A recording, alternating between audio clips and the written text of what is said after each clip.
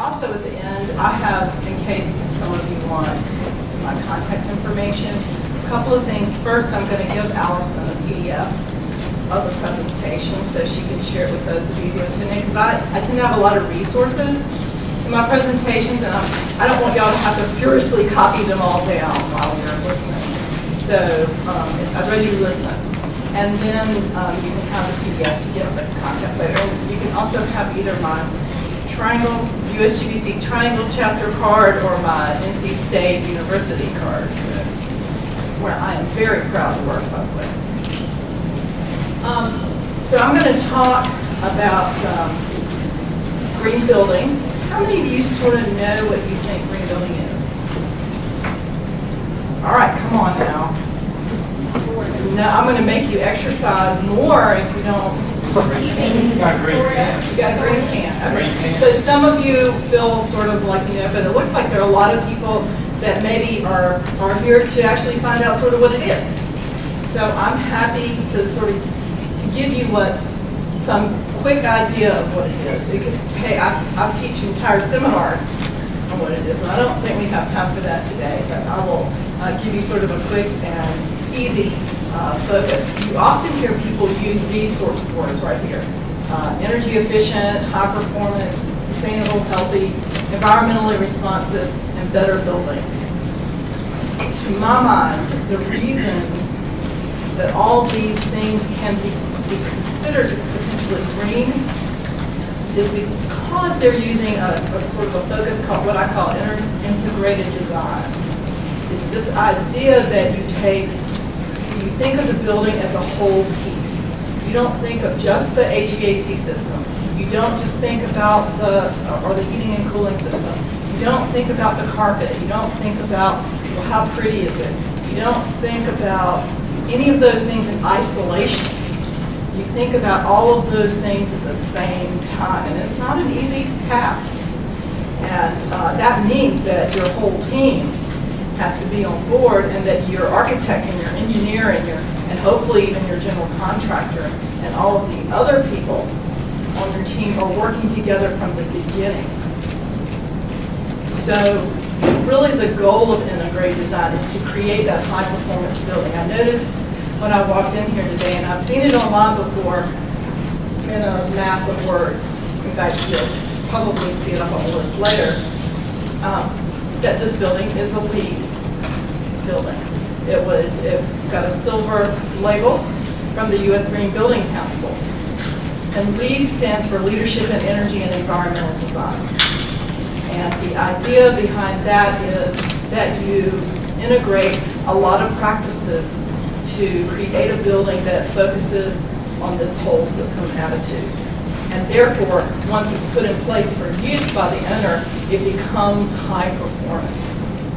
You're actually thinking about the interactive effects of things. For example, if you install windows on the south side versus installing them on the north side, you might have a different size for your HVAC or heating and cooling system, because you might gain more heat or lose more heat or some other combination of things. So you're thinking about how all these things work together, how natural systems and human and technology systems all work together.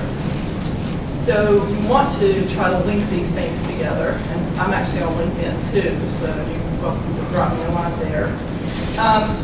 And the point in the end is to create something that's cost effective. Many of you probably heard of this. You've heard of sustainability, maybe even more so than green building. And so usually sustainability looks at the triple bottom line, the three-legged stool. It's looking at the economy. It's looking at the environment, and it's looking at what people call equity or social equity.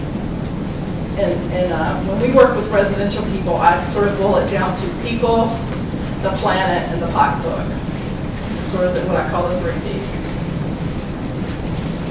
So a green building should actually be looking at all these things and probably more. Energy efficiency, or economy of dealing with thermal comfort for people. healthy indoor air quality, because frankly, a lot of our energy efficiency is about keeping people comfortable at certain temperatures, or about powering up our computers or our other gadgets. It's not really, the world, the planet doesn't need energy efficiency, only people do. So healthy indoor air quality, again, a characteristic that really is necessary for people. If you look at, is anybody here from the EPA? Just checking. Well, because I'm going to sort of quote them, although it's going to be sort of. So they have online, if you look at their indoor air quality, they have actually a great section on how to deal with indoor air quality in both residential and commercial venues. And one of the things they say is that people spend 90% of their time indoors, and that the indoor air quality is actually worse than the exterior air quality. And what do we see on the nightly news? That little diagram or color diagram of how bad is the air today. Well, if it's bad outside, it's probably even worse inside. Lots of times, unless your building is thinking about that and is taking that into account in the design and the construction and even the maintenance. Are you using products that actually help the maintenance maintain whatever you may have created in the design and construction phases? So you also want it to have an environmentally responsible site footprint. That means essentially using little soil, keeping lots of vegetation, and doing lots of things to make a small footprint on the land. And being very careful about our material use, or reuse in some cases. Using local materials.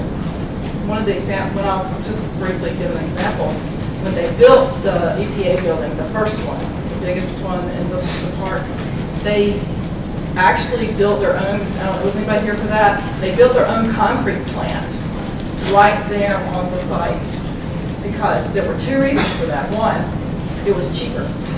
That's always a nice thing. And then number two, it actually saved a lot of energy, and what we call embodied energy, transportation energy for that concrete truck, moving back and forth between that building. So it actually made the concrete more environmentally friendly than it would have been if they built it off-site. So it's sort of fascinating to think about it that way, that sometimes, because they had that much concrete in their building, that was a better choice for them in many ways. That's often a really good telltale point about whether something is good for green building or sustainability in general, is the fact that it does more than one thing. And materials are often a really good indicator of that. For example, if you're using concrete floors, you can also color them. You can use them for your structure. You can use them as what we call thermal mass to actually collect heat or to temper the heat in a room so that it's cooler. All those sorts of things are things that mean that materials have duplicative uses. Water efficiency, and that was pretty self-explanatory. And then the idea is for a whole house, a whole building, to actually integrate these into an entire system. So, now that I've given you just like the 2-cent tour of what green building is, let's talk about how in North Carolina how that's sort of happening. And to some extent, I'm going to have to give you a little bit of a picture of what's going on nationally to then sort of drill it a little bit more down to what we're doing here in North Carolina. When we look at green building programs, they often are focused very hard on trying to get people to do integrated design whether they want to or not. Okay, so anybody ever heard of the Energy Star label? Anybody have an Energy Star appliance or Energy Star or something in their house? Does anybody have a house that has been certified or has a label that's Energy Star? I just did the numbers for the General Assembly. There's a bill going to the General Assembly to give tax credits for people, for builders actually, who build energy efficient homes and also green building. I don't know if it'll get passed. It sure would be great if it would, but